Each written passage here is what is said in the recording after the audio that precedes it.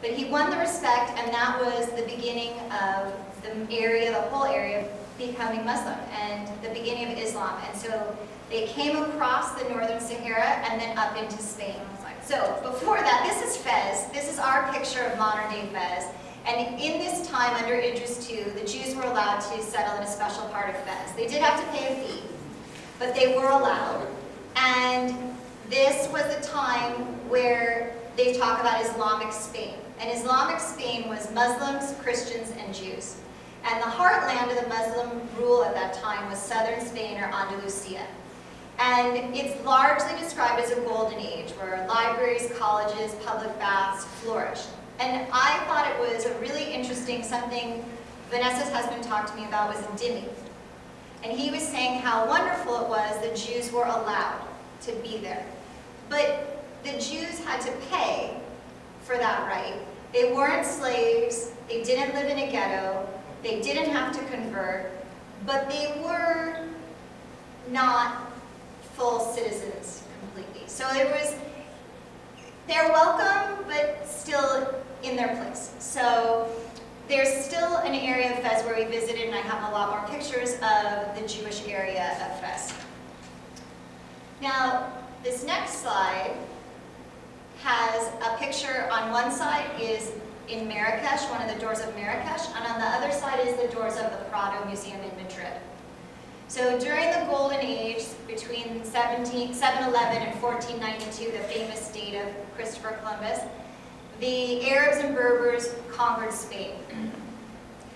So one of the things I read a lot about 1492 was some people believe maybe or maybe not Christopher Columbus, but definitely the crew of Christopher Columbus were Jews. They were converted and they wrote in Aramaic. Recently, Rabbi Laura Geller from Temple Emmanuel took her congregation on a trip to Spain, Israel, and Morocco.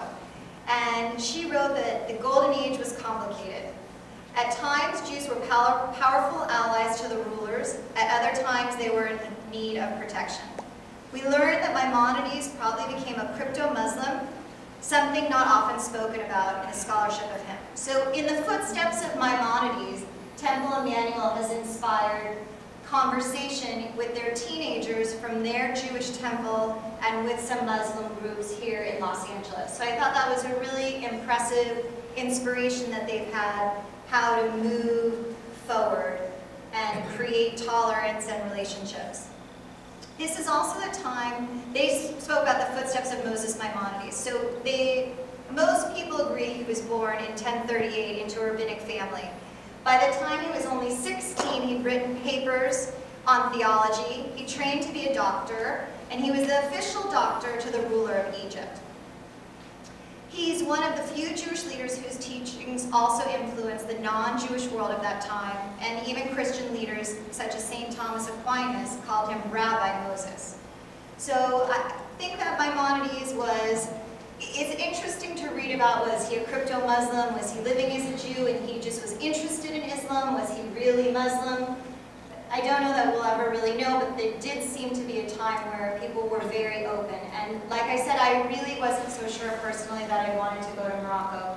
I went to my friend's house and I looked at the pictures and I heard the stories and I read about it, and I tried to think that some of the images that I personally had from television or the movies or the nightly news about who's a nice person and who's safe and who's going to cause trouble weren't true. And I think it is really important, George always says, you don't know unless you go. Of course, that did mean that we did travel by bus across Sumbawa in Indonesia, because there's nothing about Sumbawa in the guidebook, and George wanted to know why. Now we know. It's not a lot in Sumbawa. But you don't know until you go. So we did find that out, and I did find out that people of Morocco were so hospitable and so welcoming and so happy to meet us, and really very impressed with my 10 words in Moroccan Arabic. So this is pictures from inside the museum at the cemetery in Fez. And it was amazing to me to see this many different Sidurim and Jewish artifacts all in one place. And when you flipped through and looked around, there were things in Spanish and things in French and things in Hebrew, and just to realize how long Jews have been there and from so many different places. So as I said, between the 17th and 12th century, Spain was run by the Arabs. In the 12th century, Jews and Christians had to convert or leave.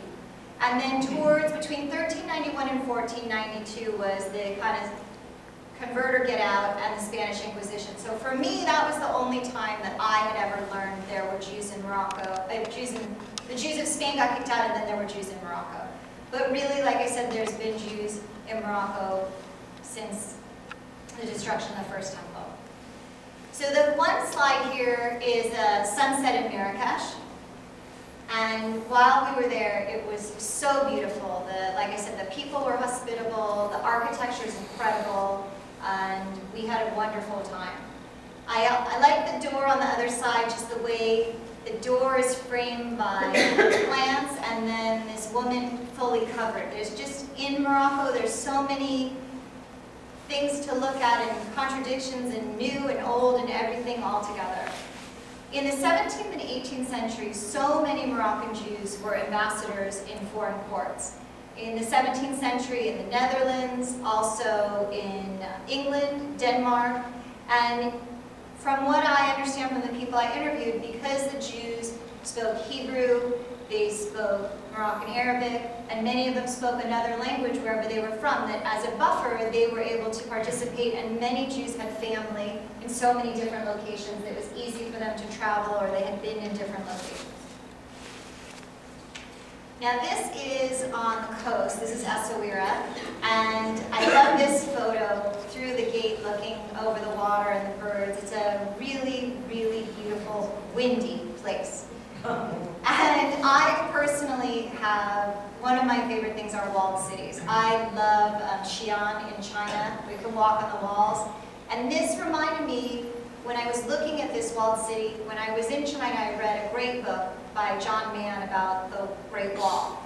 And he talked a lot about, is the wall to keep people in or to keep people out?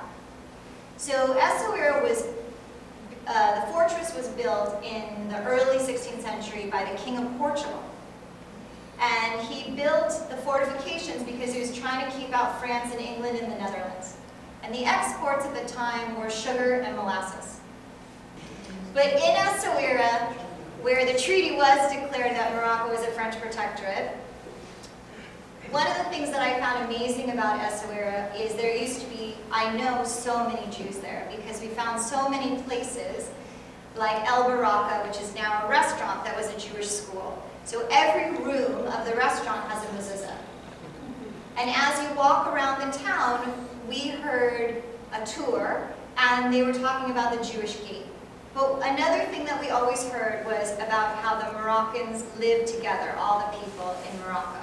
The Kingdom of Morocco was bestowed the Raoul Wallenberg Humanitarian Award.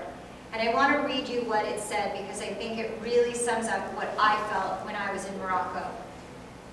This distinction will represent a token of appreciation to the Muslims from different countries who helped save the lives of Jews during the Second World War, and particularly to the Moroccan royal family and to the Moroccan people for the blessed role that Morocco has traditionally played in favor of the dialogue and mutual respect between all creeds, religions, and nations.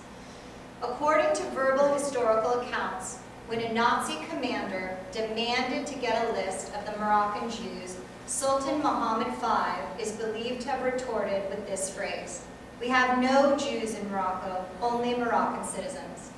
This is only one example of many which underscore the spirit of civic solidarity of the Moroccan monarchs and their subjects. So Mohammed V is very well loved. And this slide you can see the Palace of Fez. The current government in Morocco is a constitutional monarchy, and King Hassan II ruled from 61 to 99, and when he died, his son Mohammed VI took over since 1999. One thing that I thought was interesting that I looked up, just in terms of everything that's gone on lately, is who was ruling at the same time. So King Hassan II ruled from 61 to 99, and his father, Mohammed V, ruled from 1927 to 1961 for 34 years.